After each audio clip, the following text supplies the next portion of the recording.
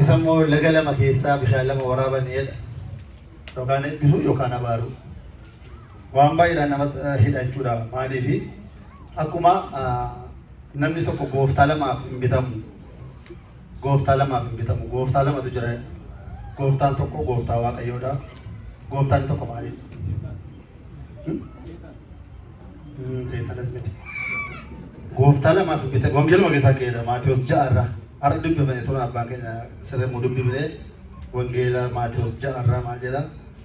Namni gooftaa lamaaf hin bitamin jedha. Gooftaan lama jechuudha. Tokko Waaqayyo. Namas miti. Namummaa kastaan immoo goofirmenti fakkamti jiraatu ture. Bitamanii miti kan hin jiraatan. Qarshii. Sagalee jireenyaa si agarsiisu. Qarshiin gooftaadha. Beektu miti. Namni qarshii of harkaan qabne jireenyi isaas maal isaas ittiin tolu. Garuu qarshii sanaaf jedhee immoo hin fiiga. Hin fiiga. Utuma fiiguu dubbaddu tokkotti qofa. Hundumti isaanii jechuudha. Kanaafi gooftaa lamaaf hin bitaminaa jedhe. Yoo seeraan yeroo fiigu sanaa itti fayyadamee wanta barbaachisaa ta'e immoo itti keessaa godhe malee gooftaa lamaaf hin bitaminaa jedhee wangeeluma keessa kaa'e. Isin nuti dhaqaatii wangeelichachi Maatiyos 6 hunduma isaa dubbisaa waan baay'ee jedha. Waa'ee biyya lafaa kana keessa immoo jiraattanii maalan nyaadhaa, maalan dhugaa, maalan uffata jettanii hin dhiphatinaa, hin rakkatinaa jedha. Egaa beektu. Amma guyyaa tokko kennee bullee peepkoo fi gaasii waan isaan erganii manaasii ari'aa jechuudha. Kanaafi akkamittiin akkas jedha wangeelli jechuun hin danda'amu al tokko tokko nama jechisiisa. Egaa hunduma isaa isin dubbisaa. Egaa har'a fuula haaraan illee argaa jira namoonni keenya baay'ee dhufaa jirtu Waaqayyo galatu yeroo soomii kana gaa fuulli haaraas warri kaanes hundumtuu dhufuun barbaachisaadha. Namni tokko yeroo dhufu simachuudha. Namni tokko mana qulqullummaa keessatti egaa kan jedhu wanti gaarii yeroo hundumaa wanti gaarii asii fudhatamee galamuu qaba. Namni tokko gaafa dhufu waan bareedaa tokko fudhatee galuu qaba jechuudha. Nama tokkotu ture haadha manaaf abbaa manaa turan. Haadha manaaf abbaa manaa turanii abbaan manaa badaa batas kanan dhaqu. Isuma allaa jechuudha. Haati manaa garuu akiraarii yookaan immoo xuruutti daftee bultee kaatee jechuudha. Yeroo kana guyyaa tokko har'a sagantaa cimaa jira, qiddaashina jira, sagantaa akkam akkamii jira, kottu maaloo dhaqee dhiganama. Kottu maaloo nannaa itti. Inni akkuma adaraa Waaqayyo kottu maaloo itti kadhattee fuutee batas kanatti geessite. Achi batas kana maaltu jira namni fedhii guutee jira. Namni keessa guutee jira. Kana keessa gaafa tokko namichi na'eera. Akkasuma akkasitti barcuma barbaaddatee dhaqee taa'ee achi qiddaasheen dhumee sagantaan hundumtuu geggeeffamee maaltu ta'a sibbateetu eegale. Barumsa wangeelaa jechuudha. Barumsi wangeelaa kun gaafa eegalu utuma sabaakiin barsiisaan sun barsiisu silkiin harkaa iyyite. Silkiin gaafa harkaa iyyitu namichi ka'ee boorsaa isaa dhabee lafa fuudhuudhaaf silkiin iyyite hammina bakka itti dhaale.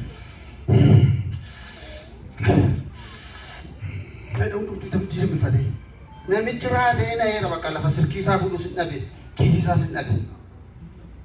Yeroo kana akkuma ishee ta'ee argatee achi immoo sabaa ilmuumaa jedha.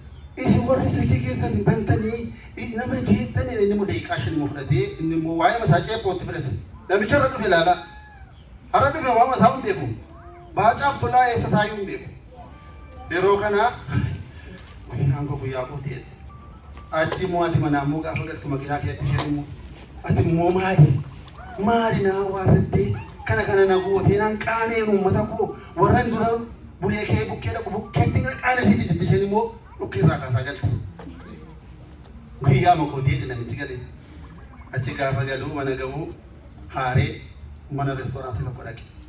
Mana reestooraantii tokko dhaqee biiraa naa kennaa haare gaafa haara egaa namu keenya maal godhe biiraa fa'aa uskii fa'aa dhugamni machaa'e kan raanfachuu hin jedhaa dhaqee biiraa buufatee dhugee tokko gunuucca'eetu barcuma irra kaa'e namoonni taa'aa jiru. Biiratti immoo lafa dhoofte kish jettee warroota qabaabee sanatti immoo nam'ite. Yeroo kana namoonni akkasii ilaalan isaanii immoo akkas jedhan guyyaa makootee. Fedhii achi boodaati manaa dhufte maal taate jette guyyaa makoota irra sirrii mini jette dhiifama maali jennaan dhiisette rakkina tokko godhatiin qofaa wani jiruudha jette. Dhiise jettee kibkaabee maal gootee xuruutti gargaartee har'a dhugaatii har'aayyuu nyaata irraa waan hunduma isaa anatu sii cufaa dhiise jettee tiriitimentii laattee jechuudha. Namichi kuni bore muat mana taskaan metu inni restaurant sana tichatat ero inni boro shi sai nu sambata gudda mu shanye tu sambata gudda o kanna kai ero shi sate inni mo restaurant sana tichatat mali bishira treatment customer service ni kana nami to ko gafa ko wangari hin fudatu yote esarak dafa gari to ka kai kanaaf yeroo hundumaa mana qulqullummaa keessatti immoo achuma Itoophiyaa Ortodoksii keessaa gaanee muuduu jechuudha. Namni tokko yeroo dhufu silaa achitti ceephaamuu tun ta'in achitti hundaam lafa eebamaati. Bakki suni yeroo shakkiin isaa iyyuu isoo inni faan dhiisisu malee haadhuma shakka namichi badii akka namichi maraatu godhanii lafa kaa'uunii bor akka dachee hin deebine godhee jechuudha. Kanaaf nutis immoo bakka namni tokko utuu hin beekinsa dhufu utuu ittiin kolfamin utuu hin qaana'in dafanii illee yoo inni wayyaa buusellee dafanii wayyaa tuumisanii fala barbaadanii fala baluu malee akkas ta'e jedhanii namichi buleen badee keessa tokkaa jechuudha. Kanaaf dubartittiin isheen haadha reestooraantii bataskaana caalti uummata bataskaana keessa jiru caalti jechuudha.